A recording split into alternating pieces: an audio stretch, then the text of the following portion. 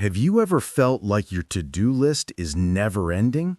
You start one thing, then another idea pops up, and before you know it, the day's gone. You worked the whole day, but somehow nothing really got done. That was me, until I stumbled on a story about Warren Buffett's 5 by 25 rule. It's brutally simple. It's uncomfortable, and if you actually use it, it'll change how you focus forever. Many years ago, Warren Buffett's personal pilot, a guy named Mike Flint, asked for career advice. He'd been working with Buffett for years, and one day, Buffett looked at him and said, "Mike, you've been working for me for a decade, but are you really doing what you want to do?" Mike hesitated. He said he had many goals, but he never seemed to make progress on any of them. So Buffett smiled and said, "Let's try an exercise." He asked Mike to write down his top 25 career goals. Mike grabbed a piece of paper and started listing everything, like learn to fly a jet, start my own company, spend more time with family, write a book, travel the world. 25 items later, Buffett nodded. "Good," he said. "Now, circle the top 5 that matter most." Mike took his time and finally circled 5. Then Buffett leaned in and said, "So, what will you do with the other 20? Mike replied, "Well, I'll work on them when I have time after focusing on the top 5.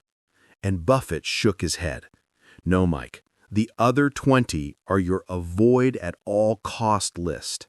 They're the distractions disguised as opportunities." When I first heard that, it hit me like a truck, because that's exactly what most of us do.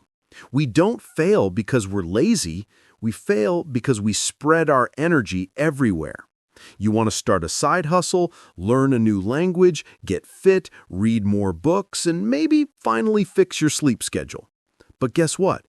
Every new goal steals energy from the one that truly matters. Warren Buffett wasn't teaching focus. He was teaching ruthless prioritization, the courage to say no, not to bad ideas, but to good ones that keep you average. So I tried it. I wrote down my own 25: career, fitness, learning, relationships, everything. It took me an hour and a lot of honesty. Then I circled the 5 that truly mattered. And here's where it got uncomfortable. I had to look at the remaining 20 and promise myself I won't touch these. That list included good things like learn video editing, read 50 books a year, launch a new side business. But I knew if I chased all of them, I'd get nowhere. The next day, I woke up and picked one thing from my top 5: finish my long overdue project. It felt weirdly peaceful. No guilt about the other tasks, no switching tabs, no mental noise, just one thing. And something strange happened.